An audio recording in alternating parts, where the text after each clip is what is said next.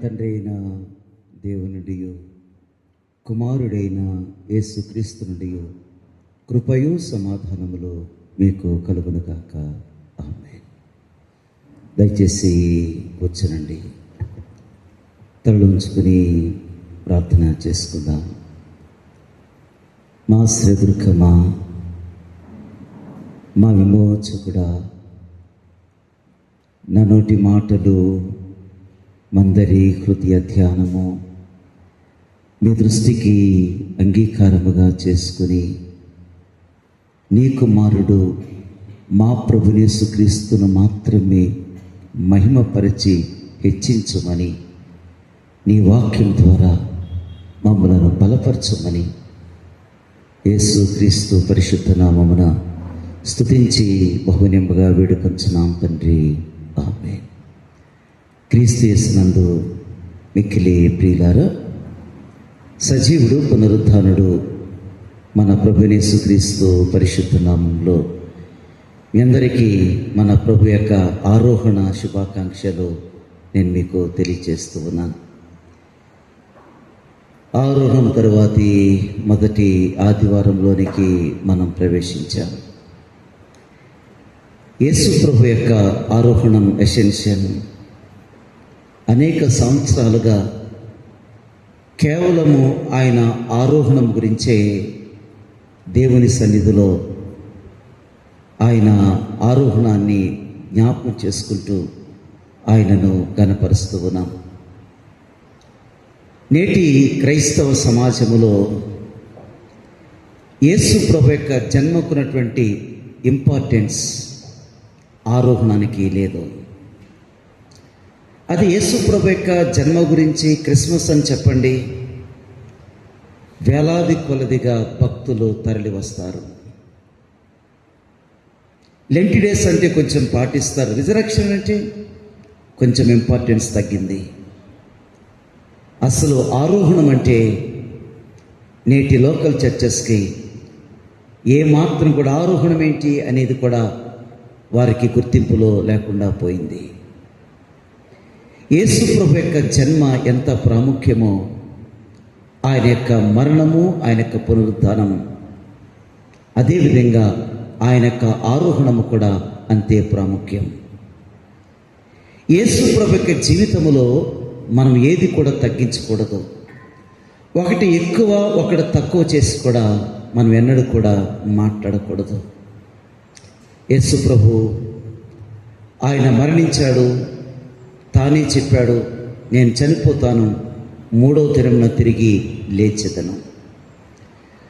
పాత నిబంధన గ్రంథములో అనేకమైన ప్రవచనాలు ఉన్నప్పటికీ కూడా మెస్సయ్య ఆయన ఈ లోకములో శ్రమపడాలని ప్రవచనాలు చెప్తున్నప్పటికీ కూడా సేవియర్, రక్షకుడు తానే తన సొంతంగా చెప్పుకున్నాడు, నేను చనిపోతాను, నన్ను చంపుతారు, నేను పాతి పెట్టబడతాను, 3వ దినమున తిరిగి లేపబడతానని యోనా ఎగ్జాంపుల్ కూడా యేసు ప్రభు వారు యూదులకు తెలియచేశాడు. ఆయన చెప్పినట్టుగానే 3వ దినమున తిరిగి లేచాడు. తిరిగి లేచి వెంటనే వెళ్ళిపోయాడా? వెళ్ళిపోలేదు. లూకా అన్నాడు, 40 దినాలు ఆయన ఈ భూమి మీద ఉండి ఏం చేశాడనేది అపోస్తల కార్యముల గ్రంథం 1వ అధ్యాయము 3వ వచనంలో కనపడుతుంది.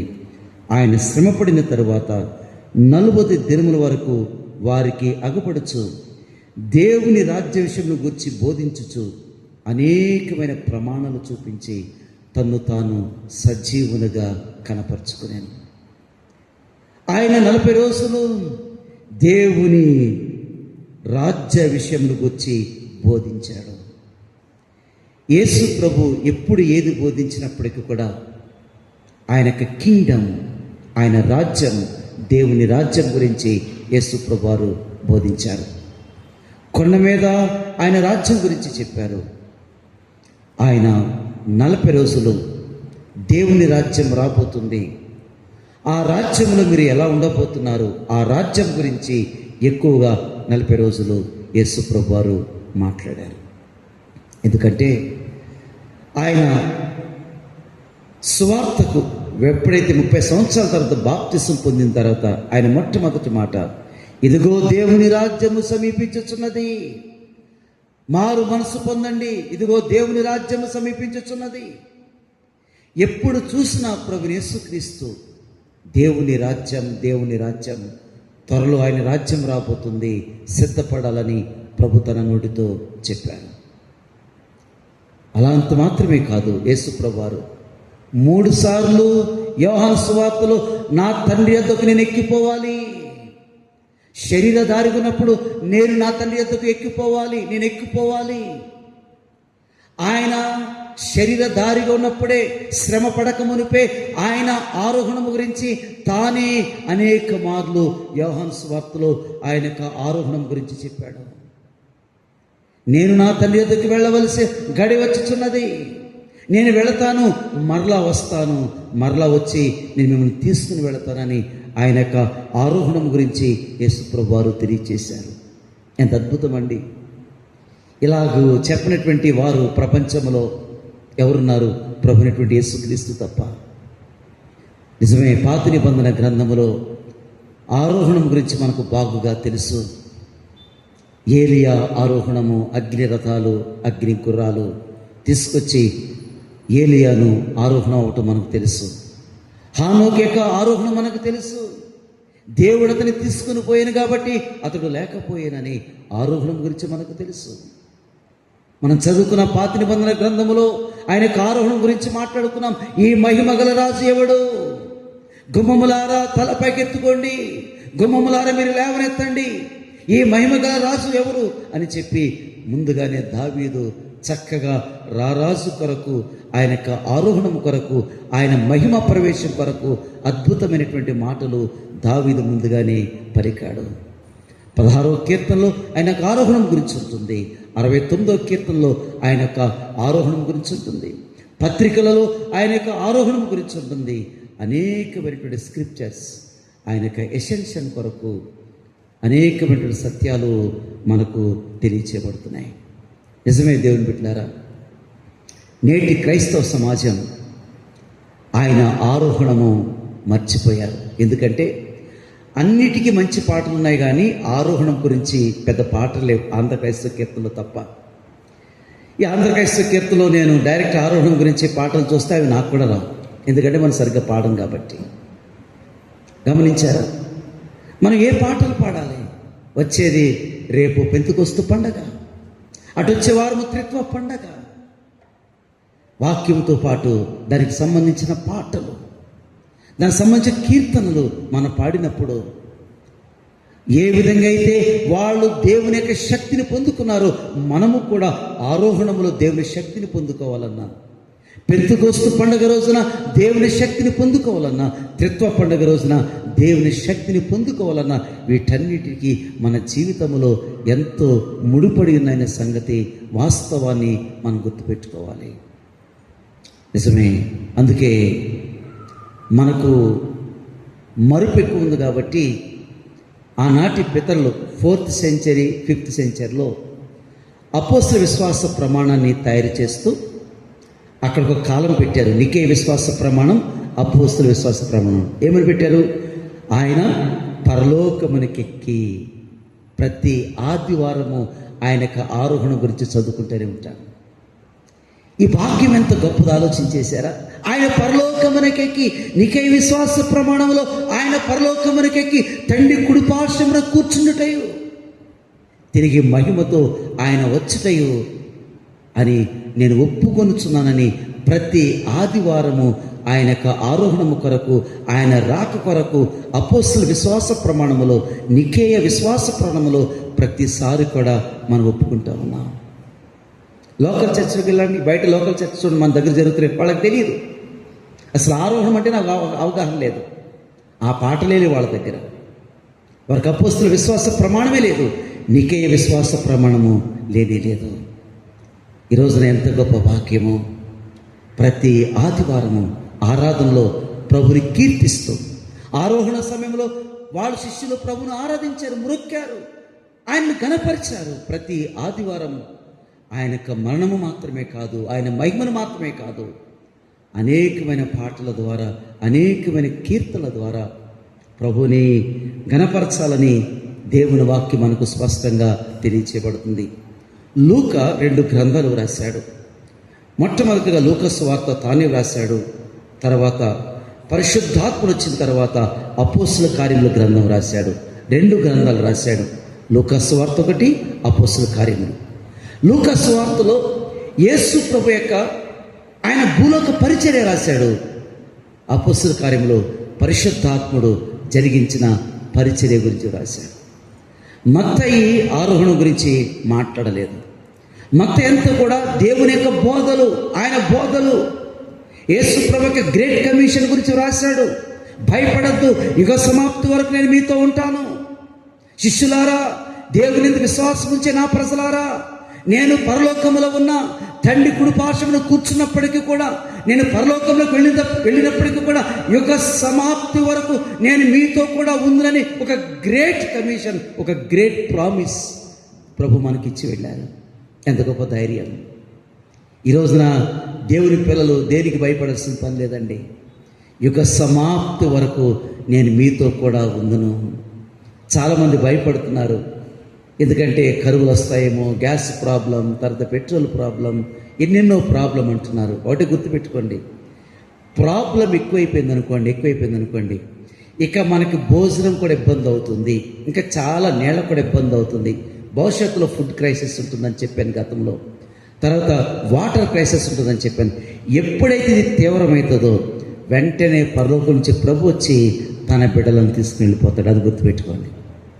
ఆ భయంకరమైన కరువులో సంఘం ఉండదు భూమి మీద. అది తీవ్రత కాకముందే ప్రభు వచ్చి తన సంఘాన్ని పరలోకానికి కొనిపోతారు. కాబట్టి ఈ యొక్క సమాప్తి వరకు నేను మీతో కూడా ఉందును అని చెప్పారు. ఈ లోకంలో అధ్యక్షులు మన దగ్గర లేకపోవచ్చు. దేవుని పిల్లలు దేనికి భయపడద్దు. ఎందుకంటే యుగ సమాప్తి, యుగం ముగించేంత వరకు కూడా దేవుడు సదాకాలము నేను మీతో కూడా ఉందును. ఎంత అద్భుతం! అలాంటి శ్రేష్టమైనటువంటి మాటలు మత్తయి రాసి తన గ్రంథాన్ని ముగించాడు. మార్కు సువార్త రాస్తూ ఒకే ఒక్క వచనం రాశాడు. చదువుతారు ఎవరైనా? మార్కు సువార్త 16వ అధ్యాయము 19వ వచనంలో చాలా చక్కని మాటలు ఆయన రాస్తూ ఉన్నాడు. ఎలాగూ ప్రభుని యేసు వారితో మాట్లాడిన తరువాత పరలోకమునకు చేర్చుకొనబడి దేవుని కుడి పార్శ్వమున ఆసీనుడయ్యాను. చూసారా? ఇలాగున ప్రభుని యేసు అన్నాడు. యేసు అనే మాట చెప్పలేదు. యేసు ప్రభు సజీవుడు ఉన్నంతసేపు యేసు అని పిలిచారు, బోధకుడు అని పిలిచారు, నజరేయుడని పిలిచారు. ఎప్పుడైతే యేసు ప్రభు వారు మహిమ పొందారో ఆయన ఎలా ఉన్నాడంటే ప్రభు అయిన యేసు. ఆయన యేసు కాదు. అందుకే నజరేయుడనే మాట మనం వాడకూడదు. ఆయన ఎవరు? ప్రభుని యేసు. సర్వాధికారము కలిగిన వాడు, సమాధిని ఓడించిన వాడు, లోకాన్ని జయించిన వాడు, అపాధిని జయించిన వాడు, మరణమును జయించిన వాడు, పాతాళమును జయించిన వాడు, ఈ సమస్తాన్ని జయించిన వాడు ఆయనే మన ప్రభు. అందుకనే మార్కన్నాడు ప్రభు అయిన యేసు అనే మాట. ప్రభుని యేసు. ఎంత అద్భుతం చూడండి. అప్పటి వరకు యేసు యేసు బోధకుడు అన్నారు. కానీ ఇక్కడ మార్కు అంటున్నాడు ప్రభుని యేసు, పరలోకమునకు ఆయన చేర్చబడి. ఎంత అద్భుతం అండి! ఎవరు చేర్చుకుంటారంటే ఆయన విజయం పొందాడు. అన్నిటి మీద ఆయన విజయం పొందాడు. ఆయన చేర్చుకుని తండ్రి కుడి పార్శ్వమున ఆసీనుడయ్యను. ఆసీనుడు అంటే కూర్చున్నాడు అని అర్థం. యేసు ప్రభు నిలబడలేడు, తండ్రి దగ్గర నిలబడి ఉండలేదు. ఆయన తండ్రి దగ్గర కుడి పార్శ్వమందు ఆసీనుడై ఉన్నాడు, కూర్చున్నాడని ఈ మాటలు, ఎంత చక్కని మాటలు రాస్తూ ఉన్నాడు. నిజమే, దేవుని బిడ్డలంగా మనం దేవుని యొక్క ఆరోహణ సమయంలో మనం ఉన్నాం. చాలా గొప్ప దైవ ఫలాన్ని మనం పొందుకుని ఆయనను కనపరచాలని మరొకసారి మీకు మనవి చేస్తున్నాను. అపోస్తుల కార్యముల గ్రంథం మొదటి అధ్యాయములో 10వ వచనములో 9వ వచనంలో ఈ మాటలు చెప్పి వారు చూచుచుండగా ఆయన ఆరోహణమాయన. ఎంత అద్భుతం అండి! వారు చూచుచుండగా ఎంత అద్భుతమైన ఘటన చూడండి. ఆయన సీక్రెట్గా వెళ్ళిపోలేదు, ఆయన రహస్యంగా ఈ లోకం నుంచి వెళ్ళలేదు, ఆయన బహిర్గతంగా వారు చూచుచుండగా. యేసు ప్రభు శిష్యులు ఆయన మరణాన్ని చూచారు, ఆయన పునరుద్ధానాన్ని చూచారు, ఇప్పుడు ఆయన ఆరోహణమును చూస్తూ ఉన్నారు. ఎంత అద్భుతం! మన జీవితానికి ఇలాంటి కన్నులుంటే ఎంత ఆశీర్వాదం! ఆయనను చూడడం, వారు ఆయనను చూచుచుండగా. ఈ లోకములు మనకు భాగ్యం, ప్రభును చూడడమే. మనకు కళ్ళిచ్చాడు, లేఖనములు చూడాలి. మన కళ్ళిచ్చాడు, మన ప్రభును చూడాలి. ఆరాధనలో మన ప్రభును చూడాలి. వారు చూచుచుండగా ఎంత అద్భుతమైన దృశ్యం ఆలోచించారా? ఆయన ఆరోహణమాయను. చాలా చక్కని మాటలు వైద్యుడైన లోక రాస్తున్నాడు. అప్పుడు వారి కన్నులకు కనపడకుండా ఒక మేఘము ఆయనను కొనిపోయింది. మేఘం అని అంటే దేవుని సన్నిధి. మీరు ప్రత్యక్ష గుడారము చూడండి, ఒక మేఘం ఉంటుంది. లేదా దేవుని సొలొమోను కట్టించిన దేవాలయం చూడండి, మేఘం ఉంటుంది. అరణ్యంలో చూడండి, ఒక మేఘము అని అంటే దేవుని సన్నిధి. యేసు ప్రభు ఎక్కడుంటే అక్కడ ఆయన సన్నిధినండి. మనం ఉన్నాం ఇక్కడ, ఇప్పుడు ఆయన మేఘం ఉంది, ఆయన సన్నిధి ఉంది. ఆయన మేఘము ఆయనను కొనిపోయేను. 10వ వచనం, ఆయన వెళ్ళుచుండగా వారు ఆకాశపు వైపు తేరి చూచుచుండిరి. ఇదిగో తెల్లని వస్త్రములు ధరించుకొనిన ఇద్దరు మనుష్యులు వారి యొద్ద నిలిచి, గలిలయ మనుష్యులారా మీరెందుకు నిలిచి. చూడండి, ఇక్కడ యేసు ప్రభు ఓ గలిలయులారా అంటే అన్నాడు కాబట్టి సరిపోయిందండి. ఇప్పుడు దూతలు కూడా గలిలారా అంటున్నాడండి. ఇప్పుడు ప్రభు అన్నాడంటే సరిపోయింది. ఇప్పుడు దూతలు వచ్చి కూడా ఓ గలిలయ మనుషులారా అంటున్నాడు. అంటే గలిలయ అంటే మనకు తెలుసు, వారు నిరాకరింపబడిన వారు, వారికి గుర్తింపు లేదు, విద్యాహీనులు, పామరులు. అయితే దూత వారిని చిన్నబుచ్చడానికి ఓ గలిలయ మనుషులని చెప్పలేదు, వారిని ఏదో తక్కువ చేయడానికి మాట్లాడలేదు. ఓ గలిలయ మనుషులారా, మీ ద్వారా ప్రపంచాన్ని దేవుడు షేక్ చేయబోతున్నాడు.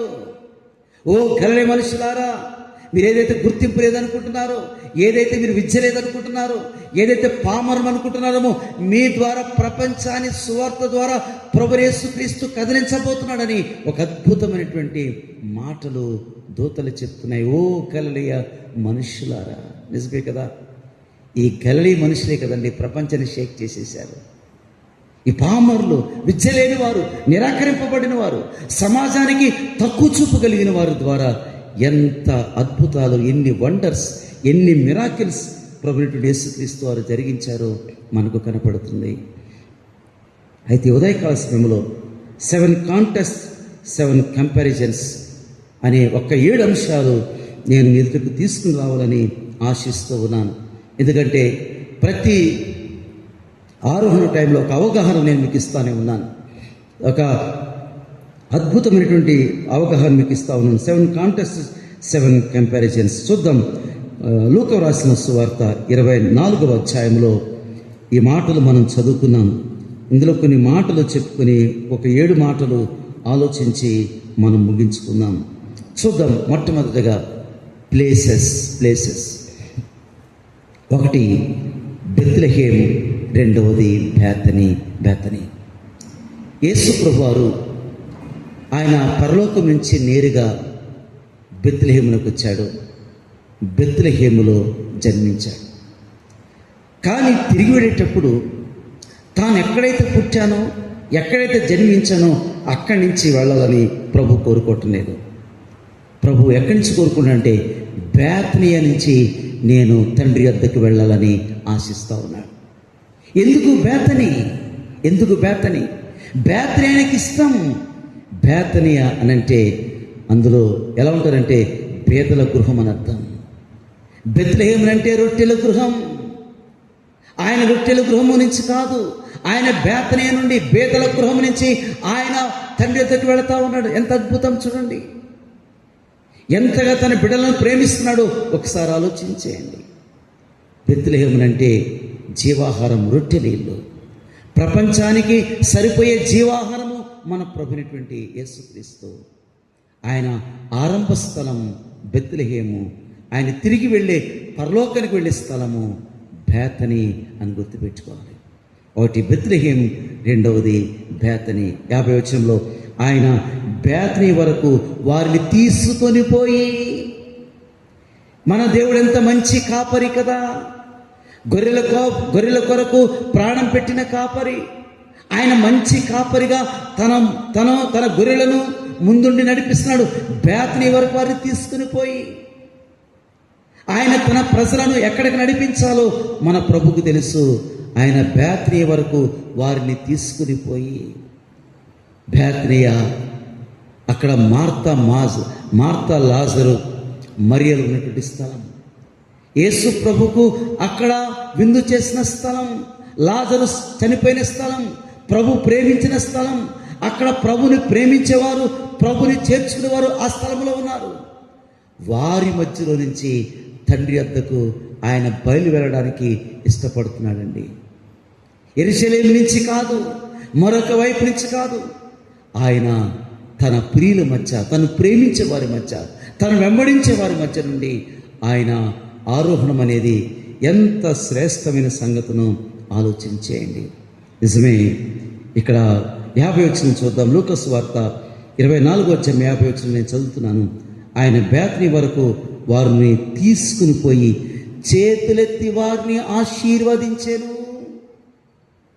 వారిని తీసుకుని పోవటమే కాదు, మంచి కాపరిగా ఆయన మన కొరకు ప్రాణం పెట్టడమే కాదు, గొప్ప కాపరిగా మనం నడిపించడమే కాదు, ఆ గొప్ప కాపరి, ఆ ప్రధాన కాపరి తన బిడ్డలకు చేతులెత్తి ఆయన వారిని ఆశీర్వదించెను. గమనించారా? ఆయన పుట్టినప్పుడు ఆశీర్వాదం, ఆయన పునరుత్థానంలో ఆశీర్వాదం ఉంది. ఆయన యొక్క అసెన్షన్లో, ఆయన యొక్క ఆరోహణంలో కూడా ఆశీర్వాదం మనకు కనపడుతుందండి. పేదల గృహం. ఈ పేదవాళ్లను ఎంతగా ప్రభు ధనవంతుడిగా చేశాడు. అందుకని పౌలు అంటాడు, ఆయన ధనవంతుడైండు, ఆయన ధనవంతుడై మీ నిమిత్తము తన దారిద్ర్యం వల్ల మనము ధనవంతులుగా చేయటానికి మీకోసమైన దరిద్రుడాయను. ఎందుకు దరిద్రుడయ్యాడంటే మీ నిమిత్తమే. ఎందుకనంటే దరిద్రులుగా మనలను ఆయన తన కృప ద్వారా ధనవంతులుగా చేయటానికి 50 ఏళ్ల క్రితం మన పరిస్థితి ఏంటండి? 50 ఏళ్ల క్రితం మన పరిస్థితి ఏంటి? దరిద్రులం, దౌర్భాగ్యులం, ఎన్నిక లేని వారం, గుర్తింపు లేని వాళ్ళం. కానీ అలాంటి గృహంలో ఆయన చేతులెత్తి వారిని ఆశీర్వదించాను. చేతులు తాసుని ఈ రోజున ఈ స్థితిలో ఉన్నామనంటే కేవలం పునరుత్థానుడైనటువంటి మన ప్రభు యొక్క చేతుల యొక్క ఆశీర్వాదమే. ఆయన చేతిలో ఉన్న ఆశీర్వాదం, మన కొరకు చేర్చబడిన చేతులు, మన కొరకు గాయపడిన చేతులు, మన కొరకు మేకులు కొట్టబడిన చేతులు, తన ప్రజలను చేతులెత్తి ఆయన వారిని ఆశీర్వదించెను. ఈ రోజున ఎంత ఆశీర్వాదం మనం పొందుకున్నాం ప్రియులారా, ఆలోచించేయండి. మనం ఎంత పొందుకున్నాం, మన పిల్లలు ఎంత పొందుకున్నాం, మన సంఘం ఎంత పొందుకుంది. ఆనాడు పాత నిబంధన గ్రంథములో యాజకుడు మాత్రమే ప్రధాన యాజకుడు మాత్రమే ఆశీర్వదించేవాడు. ప్రధాన యాజకుడు కంటే మన గొప్ప ప్రధాన యాజకుడు ఎవరైతే ఆయన ఆరోహణం దగ్గర, ఎవరైతే ఆయన శిలువ దగ్గర, ఎవరైతే ఆ మరణం దగ్గర, ఎవరైతే ఆయన బోధల దగ్గర ఉన్నారో ఆయన వారిని చేతులెత్తి వారిని ఆశీర్వదించాను. అవి ఆశీర్వదించే చేతులు, శపించే చేతులు కాదు మన ప్రభువి. మనకు నిరాశను కలిగించలేదు యేసుప్రభు వెళుతూ నేను వెళ్ళిపోతున్నానయ్యా అని నిరాశపరచలేదు. మన దుఃఖపరిచేవాడు కాదు. మన ప్రభు దగ్గరికి రావాలే కానీ మనం దుఃఖపరచడు. మన ప్రభు మనల్ని నిరాశపరచడు, మనల్ని హేళన చేయడు. మన ప్రభు దగ్గరకు వస్తే ఆయన చేతులెత్తి ఆయన వారిని ఆశీర్వదించెను. ప్రతి ఆదివారం కూడా ఆయన ఆరోహణాన్ని మనం జ్ఞాపకం చేసుకున్నప్పుడు ఆయన చేతులు మనం చూస్తాం. ఆశీర్వదించే చేతులు. ఎంత గొప్ప ధన్యత, ఎంత గొప్ప భాగ్యము ఆలోచన చేశారా? ఈరోజు నా సువార్త లేకపోతే, ప్రభు లేకపోతే, 2000 సంవత్సరాల క్రితం ఆయన చేతులెత్తి మనం దీవించకపోతే మనకు ఆశీర్వాదం ఏంటండి? ఈ రోజున ప్రపంచంలో ఆశీర్వాదం ఎక్కడ లేదు, ఆయన సన్నిధిలోనే ఉన్నది ఆశీర్వాదం. ఈ రోజున దేవుని ఆశీర్వాదం పొందాలంటే పునరుద్ధారుడైన ప్రభు దగ్గరకు నువ్వు రావాల్సిందే. పునరుద్ధారుడైన ప్రభు దగ్గర నువ్వు రావాల్సిందే. ఆరోహణుడైన ఆ ప్రభును కనుగొనవలసిందే. ఆ ప్రభు దగ్గరే నీ జీవితంలో ఆశీర్వాదం ఉన్నది. ఆశీర్వాదం. చాలామంది అంటారు, మేము చాలా కష్టపడ్డామండి, మేము బాగా చదవను. మీరు కష్టపడండి, చదవండి. వాడు గుర్తుపెట్టుకోండి, మీ చదువుల వల్ల, మీ చదువులు కానీ, మీ ఉద్యోగాలు కానీ ఆయన చేతులెత్తి 2000 సంవత్సరాల క్రితమే మన ఆశీర్వదించాడు. అది గుర్తుపెట్టుకోవాలి. మన ఆశీర్వదించాడు. దేవుని బిడ్డలారా, ఆయన యొక్క దీవెన ఎంత గొప్పదో ఆలోచించండి. ఆయన ఓవర్ఫ్లోయింగ్ బ్లెస్సింగ్, ఆయన యొక్క నా గిన్నె నిండి పొందుచున్నదని దావీదు చెప్పినట్టుగా. ఎక్కడ గొర్రెలు కాపరండి, ఎక్కడ దావీదండి? దావీదు అంటున్నాడు, అదే కాపరి నా గిన్నె నిండి పొర్లినంతగా నన్ను ఆశీర్వదించాడు. మన ప్రభు ఎప్పటికీ కూడా ఆశీర్వదించేవాడు. ఒకవేళ దేవుని సన్నిధికి వచ్చినప్పుడు దుఃఖంతో రావచ్చు, మనం ఒకవేళ నిరాశతో రావచ్చు, బాధతో రావచ్చు. కానీ ఇక్కడికి వచ్చినప్పుడు దేవుడు నీ నిరాశతోనూ, దుఃఖముతోనూ, బాధంతోనూ తిరిగి నీ గృహాన్ని పంపించాడు. ఆయన దగ్గరకు వస్తాయి, ఆయన పాదం దగ్గర కూర్చుంటే, ఆయనను చూస్తే, ఆయన చేతులు ఎత్తినప్పుడు నీకు ఆశీర్వాదం కలుగుతుంది, నీకు దీవెన కలుగుతుందనే విషయాన్ని ప్రభు జ్ఞాపకం చేస్తున్నారు.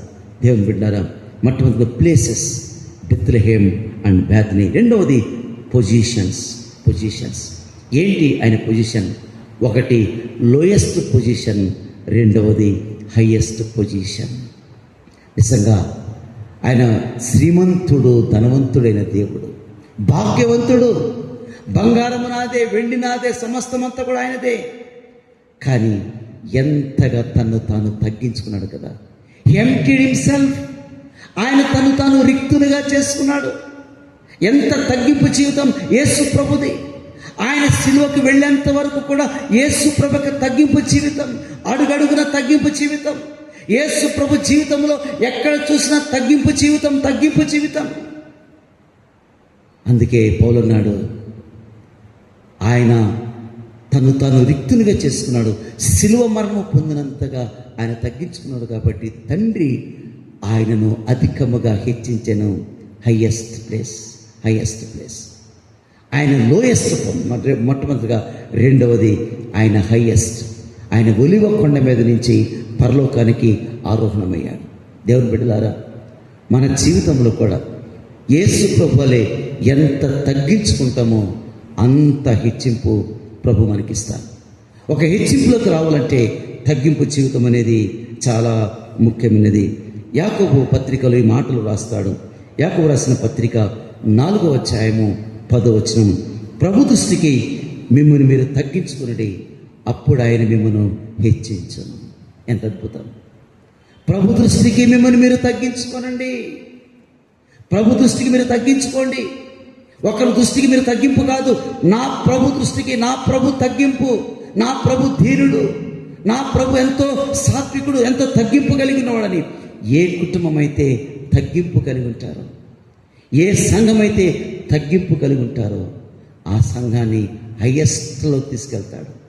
యేసు ప్రభు యొక్క జీవితం అన్ని నామముల కంటే పైనామము కలిగిన వాడుగా అధికముగా తండ్రిని దేవుడు తన కుమారుణ్ణి హెచ్చించాడు. గుర్తుపెట్టుకోండి, క్రైస్తవ జీవితంలో అద్భుతమైన సీక్రెట్ ఒకటే చెప్పాడు, ప్రభు దృష్టికి మిమ్మల్ని మీరు తగ్గించుకోండి, అప్పుడు ఆయన మిమ్మల్ని హెచ్చించును. ఈ రోజున హెచ్చింపబడ్డాం. మనం తగ్గించుకున్నాం కాబట్టి హెచ్చింపబడ్డాం. గుర్తుపెట్టుకోండి, హెచ్చింపునకు ఒకటే గుర్తింపు, ఒకటే గుర్తుపెట్టుకుందాం, తగ్గింపు. అన్ని విషయంలో తగ్గింపు. ఎంత తగ్గింపు ఉంటే అంత హెచ్చింపులకు వెళతామని ఈ మాటలు తెలియచేయబడుతున్నాయి. ఒక క్లాసిక్ ఎగ్జాంపుల్ చెప్తాను. పౌలు గారు దమస్కులో క్రైస్తవులు ఉన్నారు, అక్కడ ఆరాధన చేసుకుంటున్నారు. అప్పటికి యెరూషలేములో క్రైస్తవ సంఘాన్ని బాగా హింసించాడు. అది చాలదన్నట్టుగా దమస్కులో కొంతమంది క్రైస్తవులు హింసించడానికి ప్రధాన యాజకుల చేత కొన్ని అధికార పత్రాలు వ్రాయించుకుని గుర్రం మీద వెళుతున్నాడు. వాళ్ళ మీద అటాక్ చేయకుండా దమస్కులో ప్రభు కలుసుకున్నాడు. అతడు దమస్కులో గుడ్డివాడైపోయాడు. దమస్కులో ప్రభుని తెలుసుకున్నాడు, మారు మనసు పొందాడు. అక్కడి నుంచి పూర్తిగా మారిపోయాడు. ఎప్పుడైతే మారిపోయాడో యూదులు కంకణం కట్టుకున్నారు, అసలు పౌలును చంపాలని. అప్పుడు పౌలును ఏ విధంగా రక్షించాలని చెప్పి పౌలును మధ్యరాత్రి వేళ ఒక ప్రహరీ గోడ నుంచి గంపలో వేసి కిందకి దించారు. ఆ గంప గురించి గ్రీకులో ఏం రాశారు తెలుసా అండి? డస్ట్బిన్ అని రాశారు. డస్ట్బిన్. పౌలు ఎవరండి? పరిసయ్యులకు పరిసయ్యుడిని, యూదులకు యూదుడిని, 8వ రోజున సున్నతి పొందాను, ధర్మశాస్త్రం నిష్ట గలవాడిని, నాకు రోమ పౌరసత్వం ఉన్నది, రోమా చట్టం ఉన్నది, నాకు హెబ్రీ భాష తెలుసు, గ్రీకు భాష తెలుసు, నాకు రోమా భాష తెలుసు, ప్రపంచంలో ఎక్కడికి వెళ్ళినా కానీ నాకు ఎంట్రీ ఉన్నది. అలాంటి వాడు ప్రభు కొరకు ఒక డస్ట్బిన్లో దిగిపోయాడండి. మన ప్రభువు యేసుక్రీస్తు అంత ధనవంతుడు, ఒక పశువుల తట్టులోకి దిగిపోయాడు. ఏ వ్యక్తి కూడా పశువుల తట్టులోకి దిగిపోడు. అంతగా పశువుల తొట్టిలోకి దిగిపోయాడు. అంతగా తాను పశువుల తొట్టిలో కుదించుకున్నాడు. అంతగా తగ్గించుకున్నాడు మన ప్రభువు యేసుక్రీస్తు. అందుకని అంతగా మన ప్రభువు యేసుక్రీస్తు హెచ్చింపబడ్డాడని మాటలు తెలియచేయబడుతుంది. 3వది ప్రాక్టికల్. ఎప్పుడైనా కానీ జీవితంలో ప్రాక్టికల్ ఉండాలండి. ఏంటి ప్రాక్టికల్ అంటే? ఆయన సర్వెంట్. ఈ లోకంలో ఎలా ఉన్నాడంటే ఆయన ఒక సర్వెంట్. అందరూ ఉన్నారు, అందరూ కూర్చున్నారు విందుకి. యూదుల యొక్క పద్ధతి ఏంటంటే భోజనం చేయకముందు కాళ్ళు కడుక్కొని కాళ్ళు కడుక్కోవాలి ఖచ్చితంగా. వాళ్ళు ఎక్కడ కూర్చున్నా ఎక్కడ చేసినప్పుడు కూడా డైరెక్ట్గా భోజనం పెట్టండి, వాళ్ళు భోజనం చేయరు. కాళ్ళు కడుక్కుంటే తప్ప దేన్ని కూడా వాళ్ళు టచ్ చేయరు. ఇప్పుడు మేడగదిలో పస్కాను ఆచరించాలి, పస్కా అంతా రెడీగా ఉంది, భోజనం చేయటం లేదు. ఒకరు చూస్తున్నారు. ఎందుకనంటే అక్కడ భోజనం చేసే ముందు అక్కడ పాదాలు కడగాలి. మేడగదులు అన్నీ ఉన్నాయి కానీ కాళ్ళు కడిగే దాసుడు లేడు. అరే ఇంటి వారేంటి ఇంత భోజనం ఏర్పాటు చేశారు, కాళ్ళు కడుక్కోవడానికి ఒక దాసును పెట్టలేదు అని అనుకుంటూ ఉన్నారు. యేసు ప్రభువారు ఆయన లేచి తన పై వస్త్రమును అవతల పెట్టి నడుముకి తువాలు కట్టుకొని ఎక్కడ బేసిన్ ఉన్నదో బేసిన్ వెతుక్కున్నాడు, ఎక్కడ నీళ్లు ఉన్నాయో నీళ్లు వెతుక్కున్నాడు. ఆయన 12 మంది శిష్యుల యొక్క పాదాలు కడిగాడు. సహజంగా ఏమంటాం? పాదాలు కడిగిన తర్వాత తుడుచుకోండియా అని అంటాం. అలా లేదు. ప్రభు పాదాలను తుడిచి సర్వెంట్. ఆయనకు సర్వెంట్గా ప్రాక్టికల్.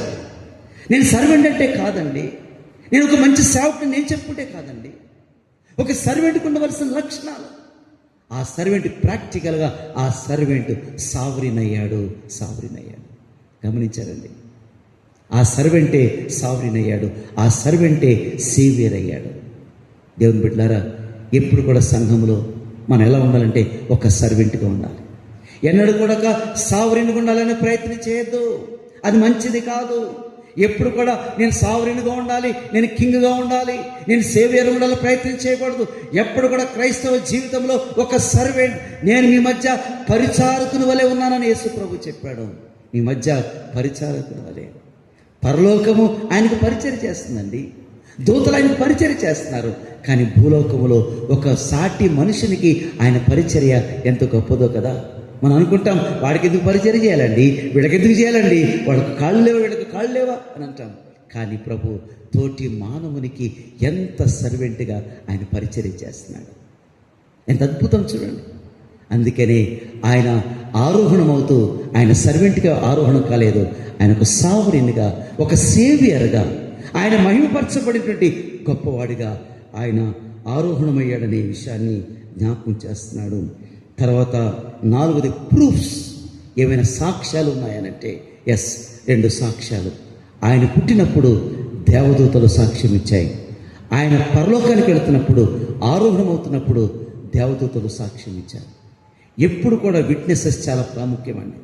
ఆనాడు ఆ రాత్రి వేళ గొర్రెల కాపరులు ఆ రాత్రి వేళ తమ మందను కాచుకొని చుండగా పరలోకం నుంచి దూత వచ్చింది, గొప్ప వెలుగు కనపడింది. దావీదు పట్టణమందు రక్షకుడు మీ కొరకు పుట్టి ఉన్నాడని ఎంత అద్భుతంగా దూతలు సాక్ష్యం ఇచ్చాయి. ఆయన పునరుద్ధానుడైన తర్వాత పునరుద్ధాన తోటలో దూతలు సాక్ష్యం ఇచ్చాయి. ఆయన లేడు, ఆయన ఇక్కడ లేడు, ఆయన లేచినాడని చెప్పి దేవదూతలు సాక్ష్యం ఇచ్చాయి. ఇప్పుడు ఆరోహణమైన తర్వాత యేసు ప్రభు ఆరోహణం అయిన తర్వాత దూతలు వచ్చి, ఓ గలిలయ మనుషులారా, మీరెందుకు ఆకాశం వైపు తేరి చూస్తున్నారు? యేసు ఏ రీతిగా పరలోకానికి వెళ్ళాను అదే రీతిగా, అంటే దూతలు కూడా చెప్తున్నారు, ఆయన పరలోకమునకు వెళ్ళాడు. ఎంత అద్భుతం అండి. దూతలు చెప్పారు, ఎక్కడికి వెళ్ళాడు అంటే పరలోకమునకు వెళ్ళాడు, పరలోకమునకు చేర్చుకొనబడ్డాడు. ప్రూఫ్స్, సాక్ష్యాలు. ఆయన పుట్టినప్పుడు సాక్ష్యాలు, ఆయన వెళుతున్నప్పుడు సాక్ష్యాలు, ఆయన పునరుద్ధానం చేసినప్పుడు సాక్ష్యాలు. ఆయన పుట్టినప్పుడు దే సాంగ్, వారు పాడారు. సర్వోన్నతమైన స్థలములలో దేవునికి మహిమని చెప్పి దే సాంగ్. ఇక్కడ దే స్పోక్, దేవదూతలు మాట్లాడుతున్నారు. ఆయన లేడు, ఆయన లేచినాడు, ఆయన పరలోకంలోకి వెళ్ళాడు. They spoke, they song. ఎంత అద్భుతమైనటువంటి ఘటాలు ఆలోచించేయండి. మన ప్రభువు యేసుక్రీస్తు గురించి ఎంత మంచి అద్భుతమైనటువంటి సాక్ష్యాలు మనకు కనపడుతున్నాయో ఆలోచించేయండి. 5వది పీపుల్. ఆయన పుట్టినప్పుడు ఎవరు వచ్చారనంటే మొట్టమొదటిగా గొర్రెల కాపరులు వచ్చారు. గొర్రెల కాపరులు ఆయనను మొట్టమొదటిగా ఆరాధించిన వారుగా ఉన్నారు. ఆయనను మహిమపరిచారు గొర్రెల కాపరులు. కొంతకాలం అయిపోయిన తర్వాత ఎవరు వచ్చారంటే తూర్పు దేశం నుంచి జ్ఞానులు వచ్చారు. వారు సాగిలపడి యేసు ప్రభుకు నమస్కరించి సాగిలపడి తమ పెట్టెలు విప్పి పూజించారు. పీపుల్ ఎవరున్నారంటే అక్కడ ధనికులు ఉన్నారు, గొప్పవాళ్ళు ఉన్నారు. ఇక్కడ ఆరోహణం అయ్యే సమయంలో ఎవరున్నారంటే 120 మంది శిష్యులు ఉన్నారు. 52 వచనంలో వారు ఆయనకు నమస్కారము చేసి, ఆయన పుట్టినప్పుడు ఆరాధింపబడ్డాడు, ఆయన పరలోకమునకు వెళుతూ కూడా నమస్కారం చేయబడ్డాడు, ఆరాధింపబడ్డాడు. మన ప్రియ ప్రభు ఆరాధ్యుడు, మన ప్రభు యేసుక్రీస్తు పూజనీయుడు. ఆయన మాత్రమే గౌరవం పొందాలి, ఆయన మాత్రమే పూజింపబడాలి. ఆయన పుట్టుకలో ఆరాధన, ఆయన పరలోకంలోకి వెళ్ళుటలో ఎంత గొప్ప ఆరాధన కదా. ఈరోజు ఆరోహణ సమయంలో ఇలాంటి ఆరాధనలో మనం ఉండడం అనేది ఎంత గొప్ప ధన్యత, ఎంత గొప్ప శ్రేష్టత అనేది ఆలోచించేయండి. 6వది పనోరమా, అంటే దాని యొక్క ప్లేసెస్, దాని యొక్క దృశ్యాలు మనకు కనపడతాయి. పనోరమా నిజమే. ఆయన ఎలా వచ్చాడంటే రాత్రులు డార్క్ అండ్ లైట్. ఆయన చీకటిలో వచ్చాడు, ఆయన చీకటిలో పుట్టాడు. కానీ ఆ మధ్యరాత్రి ఏమైందంటే పట్టపగలుగా మారిపోయింది. చీకటి పోయింది, గొప్ప వెలుగు వచ్చేసింది. ఇప్పుడు ఆయన చీకటిలో వెళ్ళలేదు, అందరూ చూస్తుండగా గొప్ప ఆ వెలుగులో యేసు ప్రభు వారు పైకి వెళ్ళిపోయారు. నిజమే, పనోరమ ఆ దృశ్యాలు. రేపొద్దున ఆ దృశ్యాలు మనం కూడా చూస్తామండి. యేసు ప్రభు ఏ రీతిగా ఆయన పరలోకమునికి వెళ్ళారో అదే రీతిగా మనం కూడా ఒక రోజున వెళ్ళబోతున్నాం. ఆ దృశ్యం మనం చూడబోతున్నాం. రేపు మనకు కూడా ఆరోహణం ఉంది, ప్రభు రాబోతున్నారు. ఎప్పుడు వస్తారో మనకు తెలియదు. మన జీవితంలో కూడా ఒక రోజున ఆరోహణం ఉన్నది. ఆ దృశ్యాన్ని వాళ్ళు చూస్తూ ఉన్నారు. నిజమే దేవుని బిడ్డలారా, అదెంత అద్భుతమైన ఘట్టమో ఆలోచించేయండి. చివరిగా ప్రాఫిట్స్ ఏంటి? మనకు లాభము ఎంత గొప్ప లాభం అంటే ఆయన చేతులెత్తి వారిని ఆశీర్వదించాను, వారిని బేతనీ వరకు ఒక మంచి కాపరిగా ఆయన మనల్ని నడిపిస్తూ ఉన్నాడు. మన మంచి కాపరి, డోంట్ వరీ, మనకు కాపరి ఉన్నాడు. నేను ఎక్కడ వరకు బేతనీ వరకు నడిపించాలా, అమెరికా వరకు నడిపించాలా, ఇండియా వరకు నడిపించాలా, పాకిస్తాన్ వరకు నడిపించాలా, ఎక్కడ వరకు నడిపించాలో ఆ కాపరిని ముందు పెట్టుకుంటే వారిని బేతనీ వరకు నడిపించాడు. నీ బిడ్డలను, నా బిడ్డలను కూడా నడిపించే గొప్ప కాపరి, బేతనీ వరకు నడిపించే కాపరి, యుగ సమాప్తి వరకు నడిపించే గొప్ప కాపరి. ఆ కాపరి నడిపించడం మాత్రం కాదు, చేతులెత్తాడు, ఆశీర్వదించాడు. ఎంత ప్రాఫిట్ అండి. ఆయన పరలోకమునకు ఆరోహణయ్యాడు. 52 వచనంలో ఆయనకు నమస్కారం చేసి మహానందముతో యెరూషలేమునకు తిరిగి వెళ్ళి గ్రీకులో ఓవర్ఫ్లోయింగ్ జాయ్ ఉందండి. మహానందం, ఓవర్ఫ్లోయింగ్ జాయ్. సహజంగా ఎడబాటు కలిగేటప్పుడు ఆనందం ఉంటుంది, దుఃఖం ఉంటుంది. కానీ వాళ్ళకి దుఃఖం కలగలేదు, వారికి మహానందము, ఓవర్ఫ్లోయింగ్ జాయ్. ఆలోచించారా? ఇక్కడ యేసు ప్రభు పుట్టినప్పుడు ఏ సంతోషం కలిగిందండి? ముగిస్తున్నాను, 7వ చెప్పేస్తున్నాను. యేసుప్రభు పుట్టినప్పుడు ఏం కలిగింది? 2వ అధ్యాయంలో గొప్ప సంతోషం ఉంది కదండి. లోకస్వార్థం తెచ్చిన ఏముందండి? గొప్ప సంతోషం. వెళ్ళేటప్పుడు మహా ఆనందం. 2 మాటలు చెప్పి గుర్తుపెట్టుకోండి. ఆయన పుట్టినప్పుడు గొప్ప సంతోషము, ఆయన వెళ్ళినప్పుడు మహా ఆనందం. మనం పుట్టినప్పుడు గొప్ప సంతోషము, తిరిగి వెళ్ళేటప్పుడు మనము ఆనందం కలిగించి వెళ్తున్నామా? ఒకవేళ కనుక మనం చనిపోయామనుకోండి, మన పిల్లలు కానీ మన కుటుంబం కానీ ఆనందిస్తారా? కొంతమంది అంటారు పుట్టినప్పుడు ఆనందం ఉంది కానీ చనిపోయినప్పుడు ఈడండి తాగి తాగి తాగి సచ్చాడండి, అది ఆనందమా చెప్పండి? వీడు గుట్కాలు తిని తిని క్యాన్సర్తో సచ్చాడండి, వీడు ప్రతినంతకాలము తల్లిదండ్రులను భార్యను హింసించాడండి, అది ఆనందమా? వీడంతా జీవితం అంతా కూడా అప్పులు తీసుకొని సచ్చాడండి, అది ఆనందమా? గమనించారా? పుట్టినప్పుడు ఎంత ఆనందం ఉన్నదో మనం వెళ్ళేటప్పుడు కూడా అంతే ఆనందం ఉండాలండి, అంతే ఆనందం ఉండాలి. మనం చనిపోయినా, మనం వెళ్ళిపోయినా మన పిల్లలు నిజంగా మా డాడీ ఒక అప్పు పెట్టలేదు, మాకు ఒక ఈఎంఐ పెట్టలేదు, ఒకటి ఏది పెట్టలేదు. మా డాడీ చక్కగా ఒక మాదిరి చూపించి ఆయన వెళ్ళిపోయినప్పుడు పిల్లలు ఏమిటంటే మహానందంతో ఉంటారు పిల్లలు. ఆయన పుట్టినప్పుడు గొప్ప సంతోషము, ఆయన వెళ్ళిపోతున్నప్పుడు మహా ఆనందం. దేవుని బిడ్డలారా, ఈ ఉదయకాల సమయంలో నీ జీవితం, నా జీవితం ఒక రోజున ఆరోహణం కాబోతుంది. ఒక రోజున భూమి మీద ఉన్నాం, ఒక రోజున ఆరోహణం కాబోతున్నాం. ఆరోహణ సమయంలో పరలోకానికి వెళ్తామా, నరకానికి వెళ్తామా ఆలోచించేయండి కదా. వాళ్ళందరూ కూడా విడవకుండా దేవాలయంలో కూడి స్తోత్రము చేయుచుండరి, ఎడతెగక దేవాలయములో. ఆ మాట ఉంది కదండి, ఎడతెగక దేవాలయములో ఉండి. ఏ కుటుంబం అయితే ఎడతెగక దేవాలయంలో ఉంటారో ఆ కుటుంబంకి చెక్కు చెదరదండి. ఎడతెగక దేవాలయంలో ఉండి. అప్పుడప్పుడు దేవాలయంకి వచ్చేది కాదు, అప్పుడప్పుడు కాదు, ఎడతెగక నెలకొకసారి దేవాలయం కాదు, ఎడతెగక దేవుని బిడ్డలందరూ కూడా ఎడతెగక ప్రతి ఆదివారం కూడా దేవాలయంకి వచ్చి దేవునికి స్తోత్రం చేసినప్పుడు ఆయన చేతులెత్తి నిన్ను ఆశీర్వదిస్తాడు, నిన్ను ఆశీర్వదిస్తాడు. నీ ఆశీర్వాదం అంతా కూడా దేవాలయానికి ముడిపడి ఉందని గుర్తుపెట్టుకోండి. నీ ఆశీర్వాదం అంతా కూడా నీకు దేవాలయంతో ముడిపడిందండి. చాలామంది డబ్బు సంపాదన నిజమే. ఒకరు అన్నాడు, నేను అన్నాను 1 కోటి సంపాదించవచ్చు కానీ నువ్వు మిగలవు అని చెప్పాను. 1 కోటి ఉంటుంది కానీ నువ్వు మిగలవు. చాలామంది జీవితాలు అంతే, సంపాదన. దేవుని బిడ్డలారా, మన ప్రభు దీవించే దేవుడు. ప్రతి వారు కూడా ప్రభా నీ చేతులెత్తి ఆనాడు ఆశ్రయించే ప్రభా, ఒక గలిలే మనుషులను ఎందుకు పనికిన వారిని ప్రపంచంలో పనికొచ్చేటట్టుగా, వారి మాటలు చెల్లేటట్లుగా ప్రపంచానికి దీవెనకరంగా మార్చే ప్రభా, ఈ ఉదయకాలం కూడా నీ చేతులెత్తి నా కుటుంబాన్ని, నా బిడ్డలను, నా కుమారుని, నా కుమార్తెను ఆశీర్వదించు ప్రభు అంటే మన ప్రియ ప్రభు ఆశీర్వదించే దేవుడు. ఆయన జీవితం అంతా కూడా దీవించే దేవుడు. మనను ఆశీర్వాద వారసులోకి దేవుడు మనల్ని పిలిచాడు. ఎందుకు పిలిచాడనంటే మనను ఆశీర్వాద వారసులుగా ఉండటానికి మనం పిలిచాడు. జీవితకాలం అంతా కూడా మనం ఎలా ఉండాలంటే ఆశీర్వాదంతో నింపబడాలి. మీ బిడ్డలు దీవెనతో నింపబడాలి, మన సంఘము దీవెనతో నింపబడాలి. ఆ దీవెనంతా కూడా మన ప్రభు యొక్క చేతిలో ఉంది. ఆయన చేతుల క్రిందకు మన బిడ్డను తీసుకురావాలి. ఆయన చేతుల క్రిందకు మన కుటుంబం వస్తే కనుక ఆయన చేతులెత్తి ఆయన వారిని ఆశీర్వదించాను. అలా ఉండుటకు మనం సిద్ధపడదాం.